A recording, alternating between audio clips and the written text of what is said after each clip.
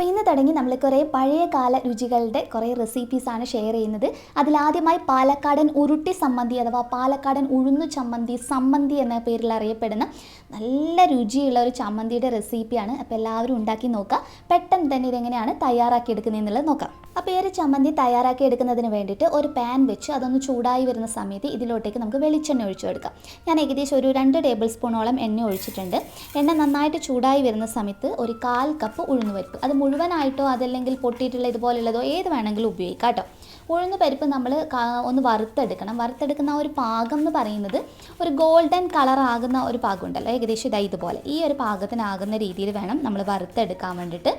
അതിനുശേഷം ഇതിലോട്ടേക്ക് 1/2 കപ്പ് ചിരകിയ തേങ്ങയാണ് ചേർത്ത് കൊടുക്കുന്നത്. നിങ്ങൾക്ക് രണ്ടും ഒരേ അളവിലെടുക്കാം. അതായത് 1/2 കപ്പ് ഉഴുന്ന് പരിപ്പിന് 1/2 കപ്പ് ചിരകിയ തേങ്ങ എന്നുള്ള കണക്കിൽ വേണമെങ്കിലും എടുക്കാം. ഞാൻ പക്ഷേ ഇപ്പോൾ അങ്ങനെയല്ല എടുത്തിട്ടുള്ളത്.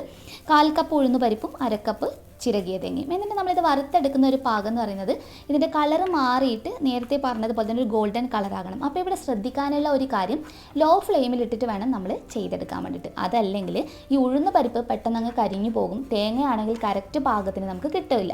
അപ്പോൾ ലോ ഫ്ലെയിമിൽ ഇട്ടിട്ട് തേങ്ങയും ഉഴുന്ന് പരിപ്പും നല്ലതുപോലെ വറുത്ത് കളർ മാറി വന്നതിന് ശേഷം ബാക്കിയുള്ള ചേരുവകൾ നമുക്ക് ചേർത്ത് കൊടുക്കാം. അപ്പോൾ ഇതിലോട്ടേക്ക് ഒരു 4-5 വറ്റൽമുളക് ചേർക്കാം.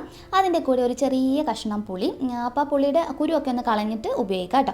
പിന്നെ നമുക്ക് ഒരു ചെറിയ കഷ്ണം മാത്രം വെളുത്തുള്ളി വേണം. വെളുത്തുള്ളിയുടെ അളവ് അധികം വേണ്ട, ഒരു ചെറിയ പീസ് മാത്രം മതി. വലുതാണെങ്കിൽ അതിൻ്റെ പകുതി, ചെറുതാണെങ്കിൽ മാത്രം ഒന്ന് ഉപയോഗിച്ചാൽ മതി.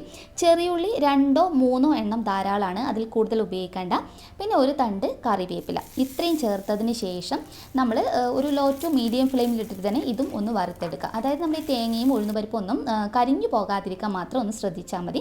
ഒരു ഇത്തിരി സമയം മാത്രം മൂപ്പിച്ചെടുത്തതിന് ശേഷം പിന്നീട് നമ്മൾ ഫ്ലെയിം ഓഫ് ചെയ്തിട്ട് ഇത് വേറൊരു പാത്രത്തിനകത്തോട്ടേക്ക് മാറ്റാം. അതല്ലെങ്കിൽ പാനിൻ്റെ ആ ഒരു ചൂടിൽ ഇത് വീണ്ടും കരിഞ്ഞു പോകാൻ അല്ലെങ്കിൽ ഒരു കയ്പ്പ് രസം വരാനൊക്കെ സാധ്യതയുണ്ട്. അപ്പോൾ ഒരു വേറൊരു പാത്രത്തിനകത്തോട്ടേക്ക് മാറ്റിയിട്ട് ഒന്ന് ചൂടാറാൻ വേണ്ടിയിട്ട് വെക്കാം.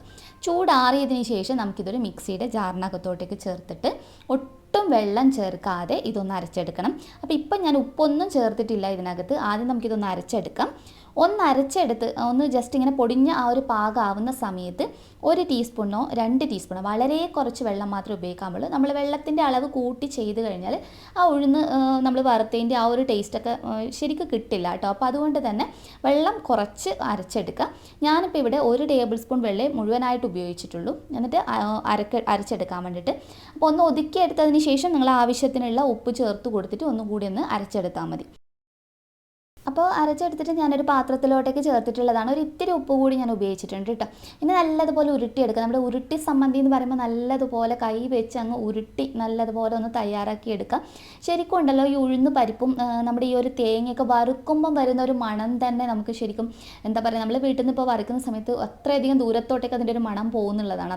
അത്രയധികം ഒരു സ്പെഷ്യലായിട്ടുള്ളൊരു മണവും ഇതിൻ്റെ രുചിയാണെങ്കിലും നിങ്ങൾ ഒരു തവണ കഴിച്ചിട്ടുണ്ടെങ്കിൽ ശരിക്കും നമുക്ക് കഞ്ഞി ഉണ്ടാക്കുക അല്ലെങ്കിൽ ചോറ് ഉണ്ടാക്കുകയോ ചെയ്യുമ്പോൾ ഈ ഒരു ചമ്മന്തി കൂടെ വേണമെന്ന് തോന്നും. അത്രയധികം നല്ല രുചിയായിട്ടുള്ളതാണ്. അപ്പോൾ എല്ലാവരും ഒരു വട്ടെങ്കിലും തയ്യാറാക്കി നോക്കിയിട്ട് നിങ്ങളുടെ ഫീഡ്ബാക്ക് അറിയിക്കാൻ മറക്കരുത്.